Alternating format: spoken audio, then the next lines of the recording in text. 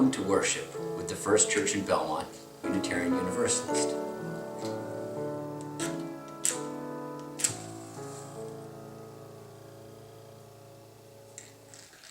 Please join us in saying, Life is a gift for which we are grateful.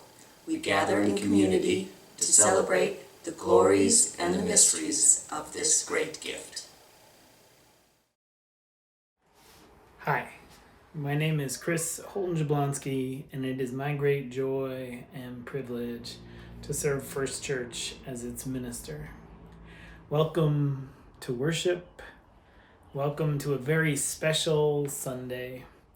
This summer, we are going to be doing a deep dive into the 6 sources of Unitarian Universalism. Some of you know that there are 7 principles. We talk about those a little bit more, but there are also 6 sources. And so a bunch of our services over the summer will dive into one source. And so today, the second source, the words and deeds of prophetic people, which challenge us to confront powers and structures of evil with justice, compassion, and the transforming power of love. And we have a very special guest today.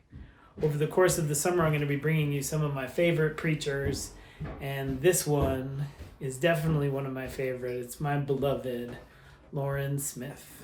And I asked her to preach this sermon that I've heard her do before, and have this piece of music, Hard Rain's Gonna Fall, which is a favorite, and John Svecki will be sharing that. So thank you so much to John and to my beloved, and welcome to all of you, whoever you are, wherever you are. It is good to be together. Let us worship.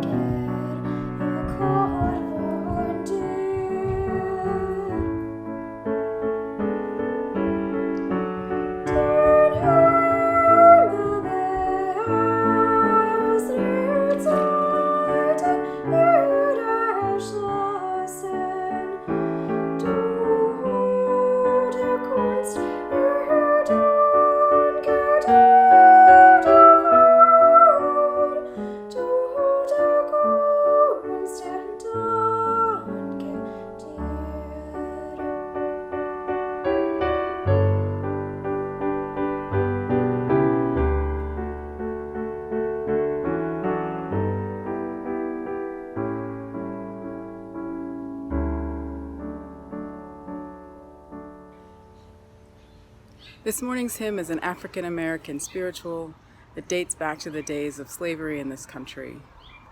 It's simple on the face of it, but it holds many layers of meaning. What I love best about it is that the singer is a listener, and the power isn't in the listening and in the hearing, and ultimately in following. The one who listens has a choice. The one who listens knows the risk of following. Called toward blessing and longing to follow. O Lord, what shall I do?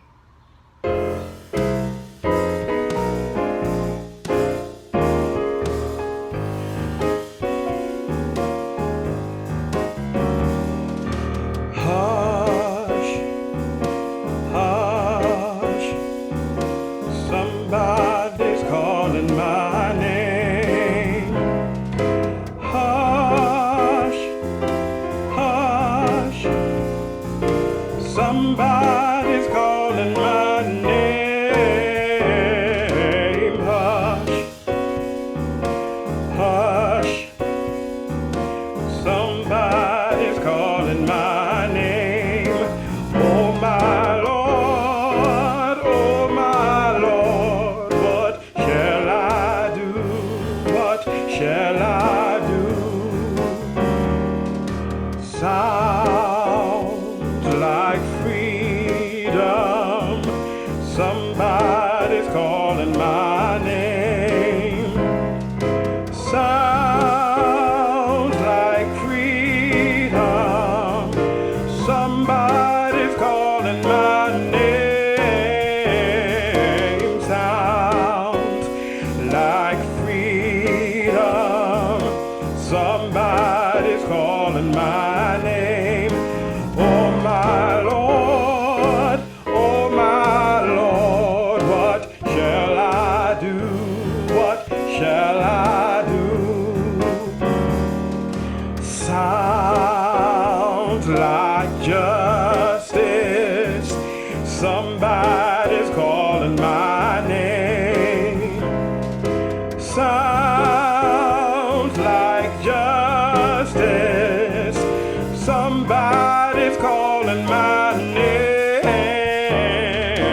Sounds like justice. Somebody's calling my name. Oh my Lord, what shall I do? What shall I do?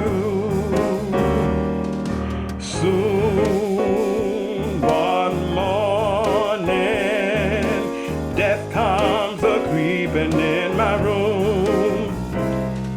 Soon one morning, death comes a creeping in my room.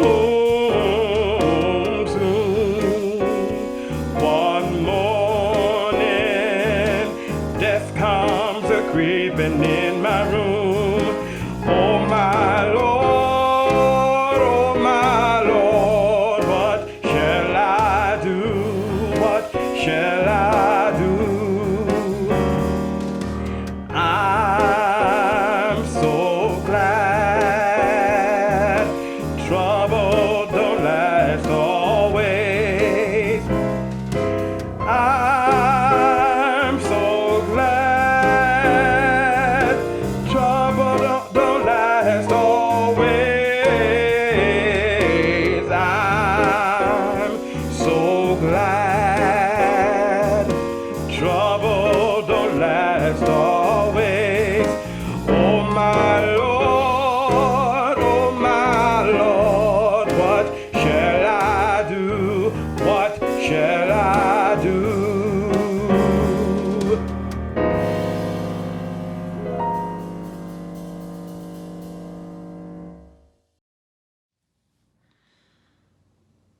I sat in a boat which was afloat, and it was there that I did my thinking. And then I felt a poke, and the man next to me spoke and said, "Look, the boat is sinking." Sinking? What was he thinking? I only saw a crack. So I ignored the claim and went on the same and decided not to look back. And I sat in a boat which was afloat and continued all my thinking. But then my feet got wet. But I didn't get upset until I heard the man say, See, look, we're sinking."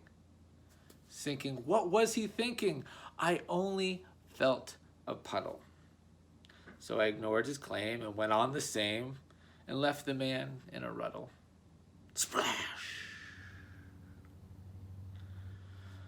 I was in a boat. Now I swim to float. Geez, what was I thinking? Now I hear the man who wanted me to understand that the boat was always sinking.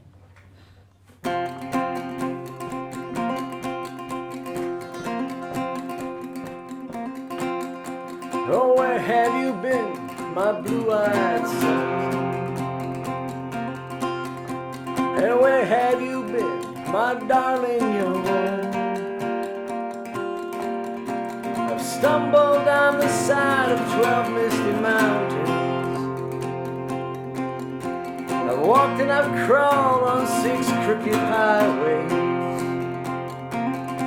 I've been 10,000 miles in the mouth of a graveyard. And it's a hard, it's a hard, it's a hard, it's a hard, it's a hard rain.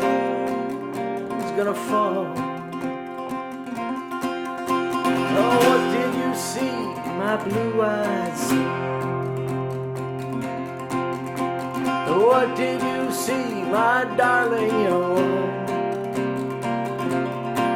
Saw a newborn baby with wolves all around it.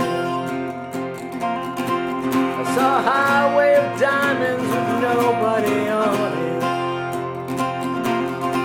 I saw 10,000 talkers whose tongues were all broken. And it's hard, it's hard, it's hard, it's a hard, it's a hard rains are gonna fall.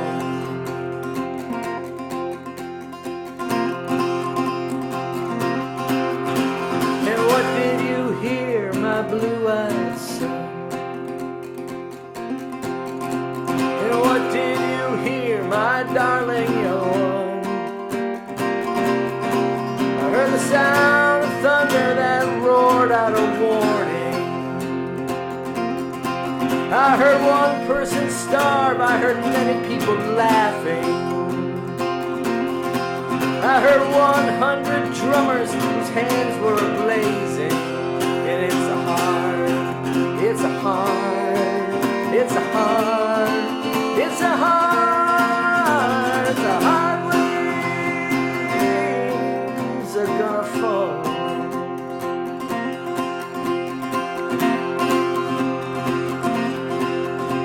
And what will you do, my blue-eyed son? What will you do, my darling young one? I'll walk to the depths of the darkest deep forest,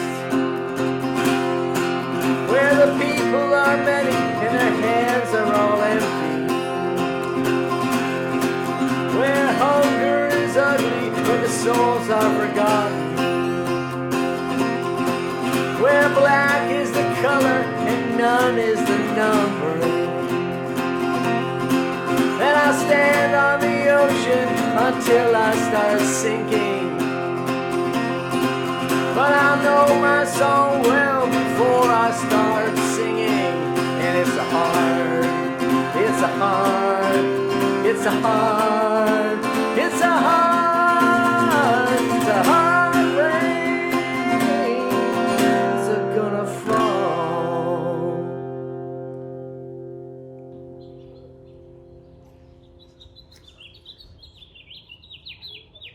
There are prophets in the streets.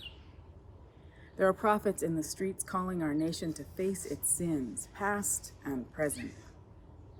There are prophets in the streets calling our nation to repent and forge a new way forward. Their words are grating. They unsettle, they challenge, and they frighten. No justice, no peace, they say. A hard rain's gonna fall. Oh my Lord, what shall I do? It would be easy to turn away, but it is time now to be present, to listen and to act. Prophecy, in the theological sense, is not about magically seeing the future. It's about seeing the present clearly and unflinchingly. It's about reading the signs of our times and understanding their implications for the future. When the people are on a path that leads to destruction and suffering, the prophets speak their stark warning and offer a different way forward. No justice, no peace. It's not a threat, it's a social reality that we ignore at our own peril. Black lives matter. I can't breathe. Many years ago, Chris and I went to an Episcopal church on the campus of Ohio State University. We were in Columbus visiting Chris's family and went to church with his cousins, Andy and Jenny. The text that morning was from the Gospel according to Luke. There will be signs in the sun, the moon, and the stars. And on the earth, distress among the nations, confused by the roaring of the sea and the waves. People will faint from fear and foreboding of what is coming on the world, for the powers of the heavens will be shaken. Then they will see the Son of Man coming in a cloud with power and great glory. Now when these things begin to happen, stand up and raise your heads, because your redemption is drawing near. Andy and Jenny's church was a lot like First Church, warm, welcoming, and progressive. Liberal Christian churches like Unitarian Universalist congregations tend to lean away from the apocalyptic themes and texts in the Bible. So it was not an easy task for that preacher to grapple with a text about Jesus in the end times, descending from the clouds in a blaze of fearsome glory. Still, the preacher's message that Sunday offered the congregation and me a blessing. His message pointed to a reality that is difficult to face. There are forces in the world that are bigger than we are. The little storylines of our lives take place in the context of a larger human story that we ignore at our own peril. Whether we like it or not, we are in this together. There could be no personal redemption without collective redemption. The preacher said, we in the liberal mainstream church can dumb down our worship life, shrinking the scope of worship to focus only on what is most immediate and intimate. We can make spiritual community into little more than an elaborate group therapy session, an extended Dear Abby callin, oriented only toward unpacking the problems of our daily lives. Unpacking the problems of our daily lives is an important part of what we do in a religious community, a sacred task. Most of us first arrive at the doors of a church looking to find some peace and some meaning, hoping to recover a personal sense of wholeness and freedom and purpose. That's one of the reasons I return to church, and that's okay. That's as it should be. But it's also easy to get so caught up in the details of our personal lives that we lose sight of what's happening in society at large. The prophets call us to account. They call us back into relationship. They force us to hear and to see what we would prefer to ignore. The signs in the streets speak. That's not a chip on my shoulder, that's a foot on my neck. White silence equals white consent. Breonna Taylor, we say your name. Tony McDade, we say your name. Ahmaud Arbery, we say your name. George Floyd, we say your name. Tamir Rice, we say your name. Black lives matter. No justice, no peace. The passage from Luke I shared has its roots in a more ancient source, the prophetic books of the Hebrew Bible, Isaiah, Micah, Jeremiah, and the like. I don't know whether you've encountered them recently, but they're a hard read. Like the Luke text, like the Dylan, like the slogans in the streets, they're filled with heightened language, wild imagery, harsh words, and sweeping allegations that foretell bad days ahead. The ancient prophets were probably not people you'd want to chat with over a beer at a party or find yourself seated next to on a crowded bus. 20th century Jewish theologian Abraham Joshua Heschel wrote an inspiring book called The Prophets, in which he explores the makeup and motivation of these disturbing men. According to Heschel, the prophet is an extremist, one who sees and hears differently than most of us, feels deeply, and is compelled to communicate. He is breathlessly impatient with injustice, with a level of sensitivity to evil that borders on hysterical. The purpose of his harsh and sometimes shocking words is to wake us from complacency, to open our eyes and wrench our collective consciousness from a state of suspended animation. Silence equals violence, no justice, no peace. Heschel writes, "Those who have a sense of beauty know that a stone sculptured by an artist's poetic hands has an air of loveliness, that a beam charmingly placed utters a song. The prophet's ear, however, is attuned to a cry imperceptible to others. A clean house or a city architecturally distinguished may yet fill the prophet with distress." The prophet Habakkuk says, "Woe to him who heaps up what is not his own.